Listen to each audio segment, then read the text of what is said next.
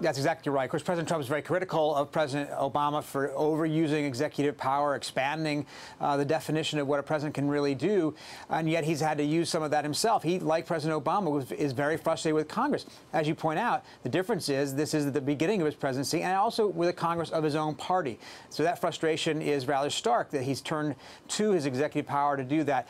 On the other hand, what his White House would tell you is he's using executive power to undo what were overly expansive executive power actions by his predecessor. He was undoing the DACA program. He's undoing some of the health care things that the previous president had done using executive authority and the Iran deal. So far, he hasn't actually, completely canceled all of those things, but he's taken action toward that end. Yeah. Let's talk about an article in Vanity Fair. It was titled, "I Hate Everyone in the White House. Trump seethes as advisors fear the president is unraveling." Peter, based on what you're seeing, what you're hearing as you cover the White House, is there any truth to that? Well, look, this is a White House that is full of drama and full of, anger and frustration and turmoil and rivalries and a constant sense of turmoil. It's a turbulent place. And you see a president who's unhappy with his first few months in office, unhappy with Congress, unhappy with some of the advisors he's brought in. You see a team around him that has felt very beset, either by a president who, doesn't follow the script or by each other in the various rivalries for power, influence, and position. Some of that has gotten better under John Kelly, the new chief of staff. He's kind of put a clamp down on some of the more chaotic elements of the presidency that we saw in the first few months. But there's still a real undercurrent of discontent in this White House, both on the part of the president and the people around him. Look, you mentioned Kelly. He had to make did make, we should say, a surprise appearance at a press briefing this week. Let's take a listen to some of what he said.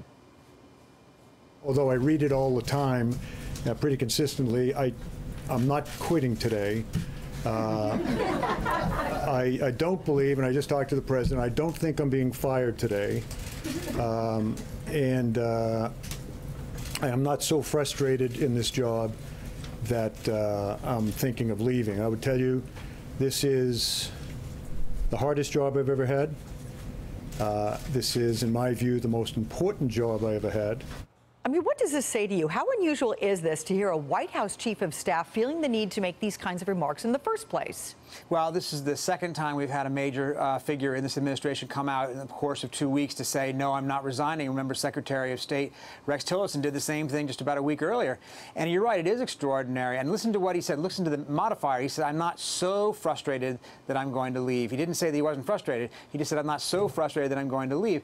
Of course, it's a tough job. It's a tough job under any circumstance. This is a president who doesn't make it particularly easy by sort of, launching off new crusades, various jihads, various campaigns via Twitter on any given morning. Certainly, John Kelly spent one of his days, for instance, last week, calming down the governor of Puerto Rico after the president has seemed to suggest that he might pull federal resources out at some point soon after that hurricane that they've been suffering. So you, as a chief of staff, as any advisor in this White House knows, you're not going to be able to control President Trump. He is who he is. He does what he does. He believes that's how he got to the White House in the first place, and he doesn't need people to tell him what to do. So the best you can do as a staffer in that circumstance is manage the situation and keep things under control as best you can.